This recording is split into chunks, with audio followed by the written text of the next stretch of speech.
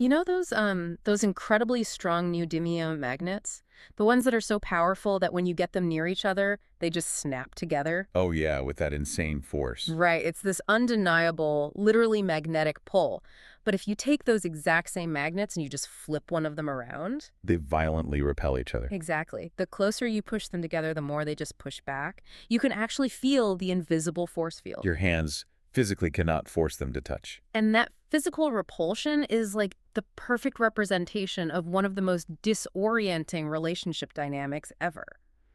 Today, we're doing a deep dive into a stack of psychological research to decode a massive paradox. The one that's probably kept you awake at 2 a.m. at least once. Oh, for sure. Yeah. Why someone can be profoundly attached to you, deeply connected, and yet become increasingly, sometimes aggressively distant.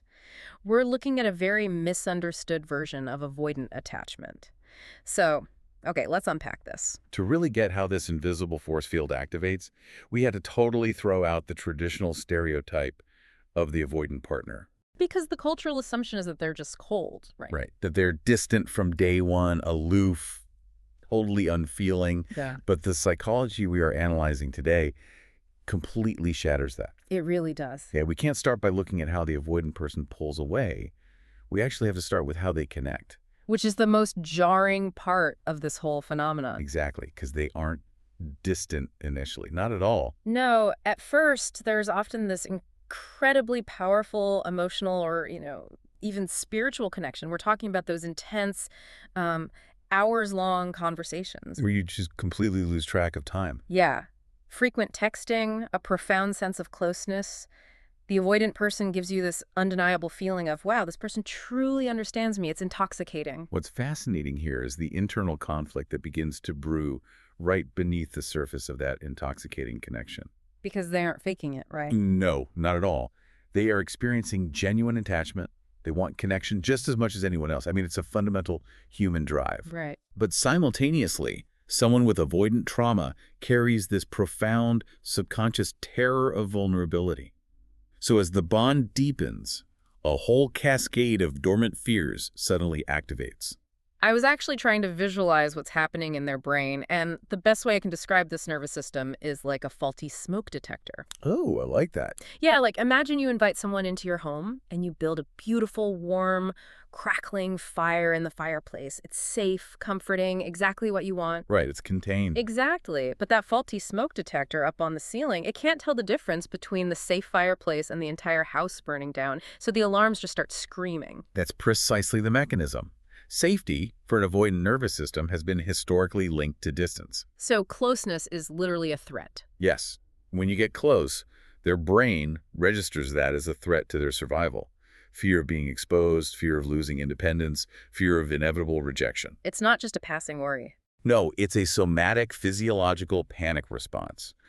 That creates the ultimate paradox here.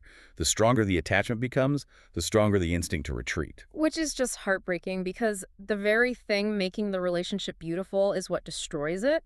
The nervous system is screaming danger at true connection. And that means the relationship enters a really recognizable, almost predictable progression of collapse. Let's walk through those stages. It usually starts with a subtle internal shift, right? Stage 1 and 2. Yeah, on the outside, everything seems fantastic. Mm. You might be planning a future, but internally, the avoidant person starts feeling an overwhelming sense of pressure. They feel emotionally exposed. Exactly. They Yeah. start fearing a loss of control. So to manage that internal pressure cooker, they just begin to slowly withdraw. And it starts small, like taking a few more hours to text back or being a little less available. A subtle shift in tone, Yeah. maybe a little less enthusiastic. Yeah, which brings us to stage 3, because if you're the non-avoidant partner, you notice that temperature drop immediately. Of course you do.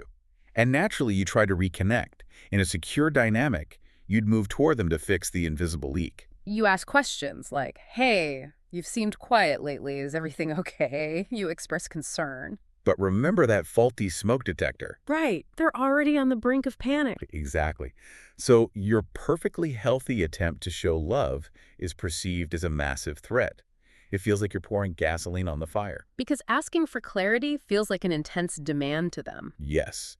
This is the tragic misinterpretation. Your bid for connection is translated by their brain as an attack on their freedom. So you step toward them, Yeah. and they take 10 steps back, the walls slam down, we hit stage 4, defensive avoidance. And there's a very specific universal quote for this phase from the text. Oh, yeah. They'll look at you, totally exasperated, and say something like, I'll talk to you when I have time. It's incredibly common, but it really requires translation. Because it sounds like a scheduling issue. What? You know, they technically have time. They have time to scroll on their phone for 3 hours or binge watch a show. So you're thinking, you have 10 minutes for me. But psychologically, what they actually mean is, I don't have the emotional capacity to face this right now. They are just completely tapped out. Entirely overwhelmed, they're stuck in a fight-or-flight loop in a profound self-protection mode. They don't lack minutes, they lack the internal bandwidth. Wait, hold on, though. I'm putting myself in the shoes of the person hearing this, because stages 5 and 6 are what completely mess with people's heads. The narrative rewriting. Yeah. To reduce their own conflict, the avoidant person starts reframing the whole relationship. They suddenly convince themselves and you that it wasn't that serious. Or that it wasn't real love. Or that you are fundamentally incompatible. So what does this all mean? Are they just lying to themselves and to you? It's a vital question. It feels exactly like gaslighting to the person experiencing it. Oh, absolutely. But from a psychological standpoint, this isn't calculated, malicious lying.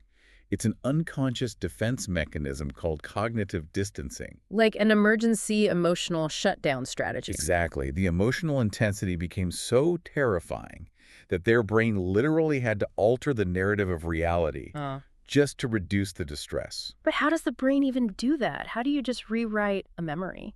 It essentially builds a firewall. It separates the factual memory from the emotional weight of it. Oh, wow. They remember the weekend you spent together, but their brain suppresses the warmth, replacing it with numbness, or hyper-focusing on a minor flaw you had. Because if it wasn't that serious, they don't have to feel the crushing weight of losing it. Right. They don't have to feel guilt. And most importantly, they don't have to face the terror of being vulnerable. So their brain sacrifices the truth of the relationship to save the host from emotional overwhelm. That is wild. It is. And it explains another totally baffling behavior. Yeah. Have you ever tried to gently bring up a nice memory with someone in this state? Like saying, oh, I was thinking about that trip we took. It was really special. And instead of smiling, they get visibly angry. Yes. Their jaw clenches. They snap at you like you just insulted them. The anger response. It's incredibly common, and it leaves the other person feeling totally bewildered. But think about what's happening psychologically here. Remembering the past threatens that brand new emotional wall they just built. You're taking a crowbar to their firewall. Exactly. If they admit the beautiful weekend was real, it forces them to confront all those unresolved feelings they just shoved into a box. It forces vulnerability and the undeniable fact that they hurt someone they cared about. So anger becomes their shield, the defense mechanism designed to slam that door shut. It's much easier to be angry at you for bringing it up than to feel the guilt and sadness of what they've dismantled. Because anger makes them feel powerful and in control. Whereas grief makes them feel helpless. Getting angry pushes you away again, reestablishing distance. Here's where it gets really interesting, though. When you're faced with that anger, your natural instinct is probably to start tiptoeing around them. Oh, absolutely. Walking on eggshells. You suppress your perspective, avoid honest discussions, and just pretend the connection never mattered to keep the peace. You fawn. If we connect this to the bigger picture, there is a massive warning here from the research. Tiptoeing absolutely does not help. It actually supports their emotional suppression strategy, doesn't it? Yes. By pretending the past didn't happen to avoid triggering anger, you're helping them hide from reality. You're actively participating in the narrative erasure. You're basically agreeing with their faulty alarm system. You are validating their panic. You're saying, you're right, the fire was dangerous, we'll never talk about the warmth again. But that leaves us with a massive dilemma. You feel completely trapped. Right. If tiptoeing enables avoidance, but pushing for answers triggers a shutdown, how are you actually supposed to handle this? Well, you feel trapped because you're trying to solve an internal problem that belongs to someone else. So what's the way out? We need actionable steps here. The first step is the hardest. You have to stop chasing emotional closure from them. Which goes against every single instinct when your heart is broken. You just want them to explain why they ran. But pursuing them for answers only makes them withdraw further. Closure has to come from your own understanding of this psychological mechanism. Now, from their explanation, you have to make peace with the fact that they might genuinely never have the self-awareness to articulate it. Secondly, you must refuse to accept the narrative erasure. This is so crucial for your own sanity. Right. You can completely respect their boundaries. You don't have to force them to talk, while still firmly acknowledging your own lived experience. Both realities can exist, they can be overwhelmed, and you can hold on to the truth that what you shared was real. You do not have to adopt the rewritten history. And if you do communicate, the text says the approach is everything.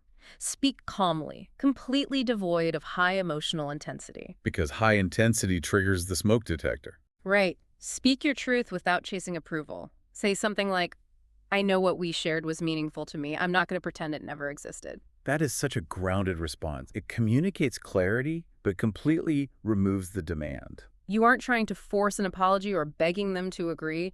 You're just dropping the rope. And then there's the final piece, accepting their current limits. Which brings up the absolute hardest truth from this deep dive.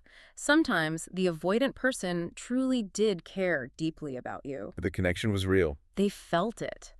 But caring deeply does not automatically mean they are capable of sustaining a healthy relationship. We culturally equate emotional feeling with relationship capability. We think if they just loved me enough, they would stay. Right, love conquers all. But psychological reality draws a hard line. Emotional capacity matters just as much as emotional feeling. They might have immense love for you, but absolutely zero nervous system capacity to process it. Or navigate the conflict it brings. It's like having a massive engine but no steering wheel and no brakes. This raises an important question for you, the listener. Where are you sourcing your stability? If you're waiting for someone who lacks emotional capacity to suddenly develop it, you'll be waiting a very long time. Forcing the situation or waiting around for them to realize what they lost usually just deepens their avoidance. Which brings us to the ultimate synthesis of this deep dive. Your goal cannot be to make the avoidant person stop avoiding.